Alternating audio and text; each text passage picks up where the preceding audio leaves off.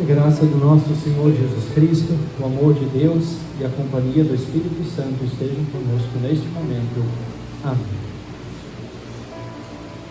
Em nosso país somos muito privilegiados por não enfrentarmos perseguição aberta por causa da fé. Mas, e se algum dia viermos a ser perseguidos? Será que estamos preparados? Como reagiríamos a uma possível perseguição? Jesus Cristo, em seu Sermão do Monte, afirma: bem-aventurados são vocês quando por minha causa os insultarem e os perseguirem e mentindo disserem todo o mal contra vocês.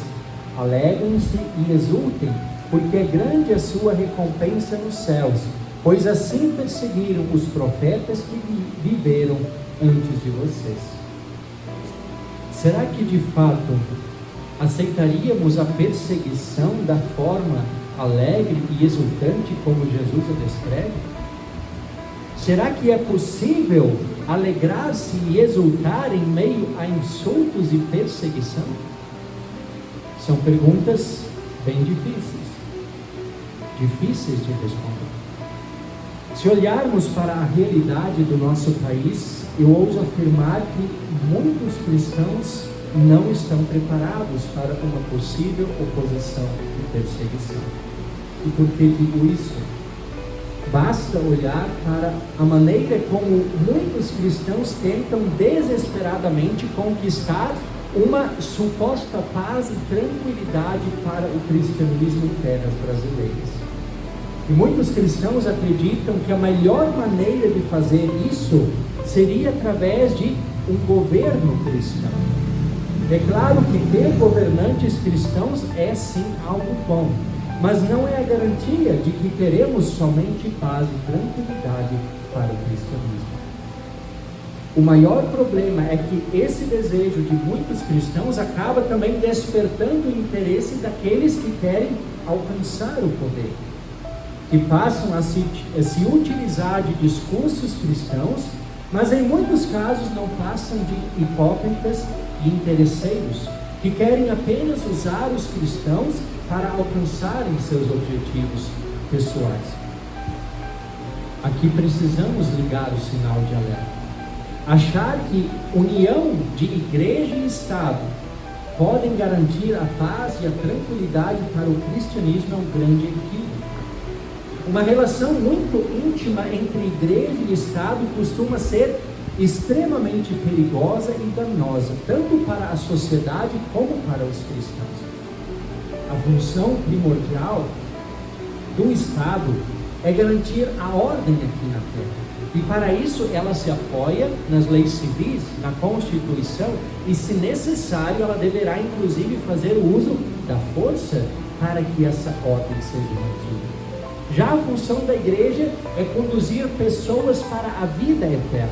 E para isso ela se utiliza somente da palavra de Deus, que é anunciada para que o Espírito Santo converta os corações.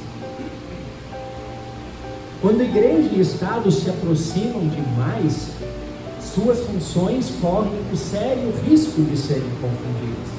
A igreja ela pode ser tentada a fazer o uso da força do Estado para impor a palavra de Deus para as pessoas.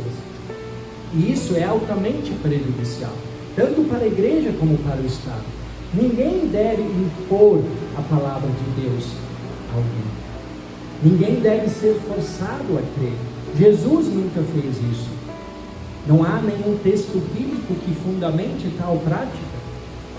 O Estado ele não pode punir ninguém pelo fato de não ser cristão ou por não se alinhar aos princípios do cristianismo. O Estado tão somente deve zelar pela ordem terrena, independentemente das crenças, ideologias e convicções morais das pessoas. A igreja, ela deve tão somente anunciar a palavra de Deus e deixar que o Espírito Santo faça o trabalho. E é preciso lembrar que sempre existirão aqueles que rejeitarão a palavra de Deus, porque foi assim desde o princípio do cristianismo. A mistura ou inversão das funções da igreja e do Estado podem criar cristãos hipócritas, cristãos que passam a usar a palavra de Deus de forma legalista, como se fosse uma lei que se aplica a todas as pessoas, mas em muitos casos eles mesmos acabam não reconhecendo seus erros e fraquezas. Essa postura resulta em discursos de ódio, intolerância, violência e agressão contra todos aqueles que pensam diferente ou que querem viver de forma diferente. Em vez de olhar para os descrentes como aqueles que precisam ser alcançados pelo poder restaurador da palavra de Deus, eles passam a ser vistos como inimigos a serem eliminados. E não é por aí. Mas infelizmente essa tem sido a conduta de muitos cristãos em nosso país. Mas a história nos mostra que esse não é o caminho a ser seguido. E por quê? Porque a igreja já cometeu esse erro no passado. Foi justamente quando a igreja se tornou a religião oficial do Estado, e na época o Império Romano, por volta do ano 400 depois de Cristo, justamente esse período que desencadeou as páginas mais sombrias e obscuras da história do cristianismo. Naturalmente deveríamos imaginar que com o status de religião oficial do Império, o cristianismo em pouco tempo se espalharia pelo mundo inteiro. Porém, o que se viu na prática foi uma igreja se afastando de temas bíblicos fundamentais, esfriando na prática do amor cristão e se acomodando na pompa e no luxo imperial. E obviamente isso trouxe sérias consequências muito negativas, a começar pelo grande aumento do número de cristãos falsos e hipócritas, pessoas que apenas se declaravam cristãs para obterem o status, os privilégios que esse status conferia. Mas ai daqueles que não se declarassem cristãos.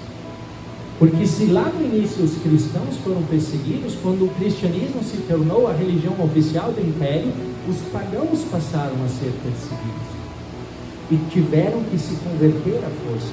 E aí eu pergunto, que tipo de cristãos vocês acham que poderiam sair dessa estratégia missionária passada? Óbvio que não seria coisa boa. Com o passar do tempo, infelizmente, também a maior parte dos líderes da igreja foi se corromper.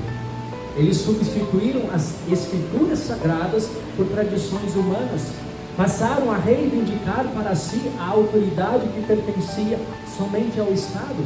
E como tal passaram a agir, declarando guerras em nome de Deus, numa tentativa desesperada de recuperar territórios cristãos territórios que anteriormente haviam pertencido a cristãos e que agora estavam sendo ocupados pelos muçulmanos. Essas guerras ficaram conhecidas como as cruzadas. E os cristãos, eles foram convocados a entregarem suas vidas para defender o cristianismo nessas guerras, com a promessa de perdão dos pecados, de salvação eterna. E se alguém não pudesse ir, se alguém por algum motivo não conseguisse ir, poderia pagar alguém para ir em seu lugar. Essa prática depois resultou nas indulgências, na compra e venda dos recibos, os recibos de perdão dos pecados, aquilo que o Império tanto combateu lá no século XVI. E verdadeiros massacres, verdadeiras atrocidades foram praticadas nessas guerras travadas em nome do próprio Deus. Esse período em que a igreja e o Estado estiveram muito próximos perdurou cerca de 1500 anos, começando lá quando Constantino, por volta do ano 320, declarou liberdade religiosa aos cristãos, e depois, inclusive, no ano de 325, ele convocou o primeiro concílio ecumênico da igreja, e começou aí então, e terminou com o surgimento do iluminismo, ou também conhecido como o período moderno, no início dos anos 1800. Foram 1500 anos. Terminando então lá no início dos anos 1800, época em que os racionalistas começaram a fazer os primeiros questionamentos com relação à fé cristã, com relação a existência de Deus e as práticas da vida religiosa. E o período mais obscuro desses 1500 anos foi provavelmente entre o ano 1000 a 1500. Com o rompimento entre igreja e Estado, a igreja ela passou a perder aquele espaço que desfrutava anteriormente. E os reflexos disso nós vemos na prática nos dias de hoje. E o que nós vemos também é que muitos cristãos parecem querer desesperadamente, a qualquer custo, recuperar esse espaço perdido, para voltar àquela antiga relação. Porém, a história ela nos mostra, ela já nos mostrou que essa proximidade muito grande, essa relação muito íntima entre igreja e Estado não dão certo. Elas trazem muitos prejuízos, gigantescos estragos. Igreja e Estado podem sim cooperar uma com a outra.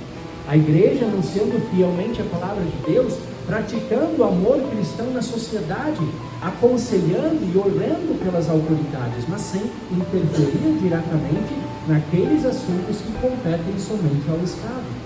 E o Estado, cumprindo suas funções, zelando pela ordem civil, garantindo liberdade de culto aos cristãos, mas sem interferir na doutrina que a igreja ensina. É assim que igreja e Estado podem e deveriam cooperar, mas sem jamais interferir uma na outra, ou misturar as suas funções. Mas como então agir diante do risco de uma possível perseguição? Será que fazer uma rebelião? Será que uma revolução? Forçar uma reaproximação de igreja e Estado? Não é isso que Jesus nos diz. Jesus, no Sermão do Monte, ele dá a resposta. Ele diz: bem-aventurados são vocês quando por minha causa os insultarem e perseguirem, e mentindo disserem todo mal contra vocês. Alegrem-se e exultem, porque é grande a sua recompensa nos céus, pois assim perseguiram os profetas que viveram antes de vocês. Não é combater, mas é, se ela tiver que vir, que venha, que assim seja. Jesus diz que devemos recebê-la, e ainda por cima ele diz que devemos nos alegrar e exultar. Só que aí nós perguntamos: como isso é possível? Será que isso é possível? Vamos novamente olhar o que nos mostra a história da igreja cristã. E vamos começar lá, no início da igreja cristã, num relato registrado lá em Atos capítulo 5. O dia de Pentecostes já havia passado, a igreja estava crescendo consideravelmente em número, os apóstolos ousadamente anunciavam o Evangelho, faziam curas, muitos milagres, e tudo isso despertou a fúria dos líderes religiosos que os prenderam. Mas então um anjo do Senhor os soltou, os libertou milagrosamente da prisão, e em vez deles fugirem, eles imediatamente voltaram a anunciar o Evangelho. E novamente eles foram pegos, novamente eles foram presos, foram então levados ao sinédrio, e alguns inclusive queriam matá-los, mas depois eles decidiram apenas adverti-los duramente para que não mais falassem sobre Jesus Cristo. E depois, antes de serem liberados, eles foram açoitados, foram chicoteados, e que não falassem mais de Jesus. E a reação deles foi a seguinte, conforme registrada lá em Atos capítulo 5, versículos 41 e 42. E eles se retiraram do sinédrio muito alegres por terem sido considerados dignos de sofrer afrontas por esse nome. E todos os dias, no templo e de casa em casa, não cessavam de ensinar e de pregar que Jesus é o Cristo. Eles se alegraram intensamente por terem sido dignos de sofrer afrontas por causa de Jesus. Eles fazem exatamente o que Jesus descreve no Sermão do Monte. E também existem muitos relatos históricos, registros, principalmente reunidos por Eusébio de Cesareia. Ele foi um historiador, ele tem uma série de livros que relata os primeiros 300 anos da história da igreja. E ele relata como os cristãos foram duramente perseguidos, muitos mortos a fio de espada, alguns decapitados, outros devorados vivos por feras selvagens em arenas lotadas, com as pessoas ovacionando, zombando, ridicularizando os cristãos. Outros ainda queimados vivos, e assim por diante. E esses registros também relatam muitos belíssimos testemunhos de fé. Pessoas que mesmo diante da morte não negaram a fé, mas preferiram perder a vida do que a salvação eterna. Nós temos lá em Atos também no capítulo 7, o testemunho de Estevão. Estevão, que foi o primeiro mártir, foi apedrejado, o primeiro cristão a ser morto por causa de sua fé. E é exemplo de Cristo que na cruz orou por seus inimigos. Também Estevão, enquanto o apedrejavam, orava por aqueles que o matavam. Muitos desses cristãos, assim como Estevão, eles, mesmo perdendo a vida, mesmo passando por muita dificuldade, eles agiram como Jesus descreve no Sermão do Monte. Situações como esta ainda hoje acontecem em muitos países ao redor do mundo.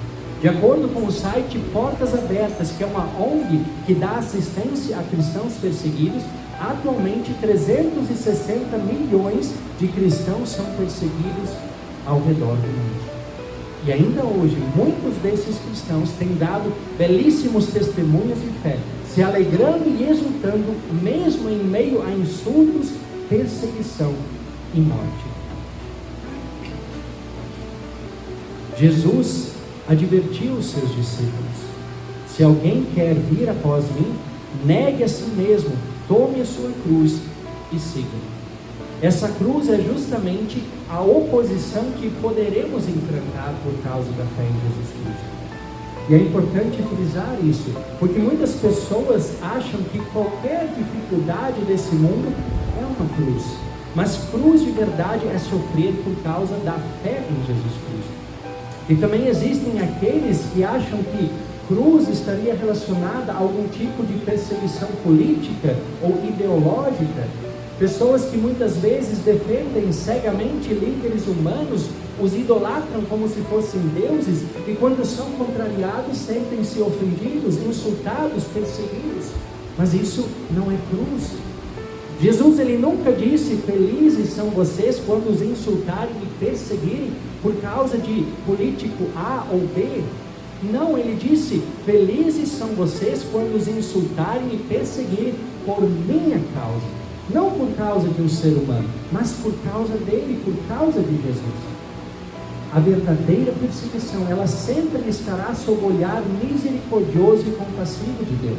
Não que Deus seja o autor da perseguição. A perseguição sempre será uma estratégia do maligno, mas Deus, ele pode permiti-la e também usá-la a seu favor para despertar os cristãos para a realidade da fé.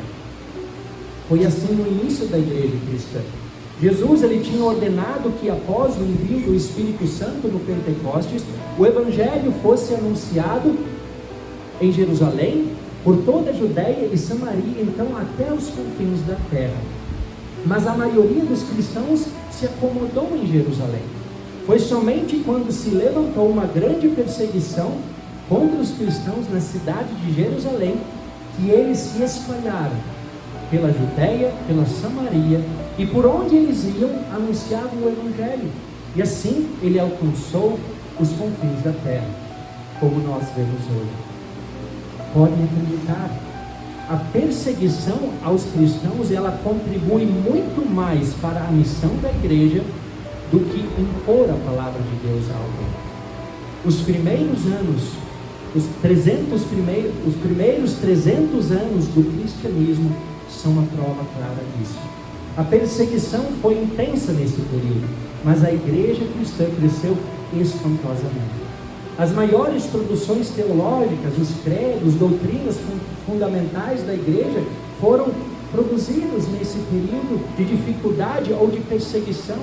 Canções cristãs belíssimas foram compostas durante períodos turbulentos. A perseguição, ela separa os cristãos verdadeiros dos falsos e dos hipócritas. Somente os verdadeiros cristãos permanecerão fiéis e firmes. E esse é o melhor testemunho de todos. Mas de onde vem a motivação para permanecer firme e fiel, mesmo em meio à perseguição? E ainda por cima se alegrar, se exultar? Ela não vem de nós. Humanamente isso não é possível, mas ela vem de Cristo, que derrama sobre nós o seu Espírito Santo através de sua palavra. Os discípulos de Jesus que estiveram presentes lá no Sermão do Monte, eles certamente também devem ter se impactado com aquelas palavras de Jesus. Como, afinal, se alegrar e insultar diante de insultos, diante de perseguição, diante do sofrimento? Mas eles acolheram essas palavras no coração. Eles deixaram o Espírito Santo agir no coração deles. E quando de fato foram insultados e perseguiram, nós vemos o relato de Atos. Eles se alegraram intensamente por terem sido dignos de sofrer afrontas por causa de Jesus. Foi uma reação espontânea. Foi natural, não foi forçada. Foi fruto da fé que eles tinham no Salvador Jesus Cristo, aquele que deu a vida por eles. Foi fruto da dependência total do amor e do amparo de Deus. Portanto, não nos preocupemos. Em primeiro lugar, agradeçamos a Deus por não termos perseguição aberta no nosso país. Isso é uma grande bênção. Agradeçamos, louvemos a Deus por isso. Oremos para que assim continue. Peçamos que Deus continue nos dando esta paz. E também não nos acomodemos no que diz respeito às nossas responsabilidades como cristãos. Em segundo lugar, busquemos continuamente a palavra de Deus, os sacramentos, batismo e santa ceia, porque são esses os meios pelos quais Deus derrama sobre nós o seu Espírito Santo, a sua graça, e assim o Espírito Santo ele age em nossas vidas, ele fortalece a nossa fé. Essa é a maneira pela qual nós podemos nos preparar para uma possível perseguição. E assim, quando ela vier, e se ela vier, certamente também a nossa reação será natural e espontânea, como foi a dos apóstolos. Nos alegraremos e exultaremos por termos sido dignos de sofrer afrontas por causa de Jesus Cristo, o nosso Salvador, aquele que entregou a sua vida para nos perdoar. E assim também passaremos a testemunhar essa fé ainda com mais coragem e ousadia. Mas fiquem tranquilos, tudo isso, se acontecer, estará sob o olhar misericordioso e compassivo do nosso bom Deus, que nos guardará e nos capacitará. Que assim seja. Amém.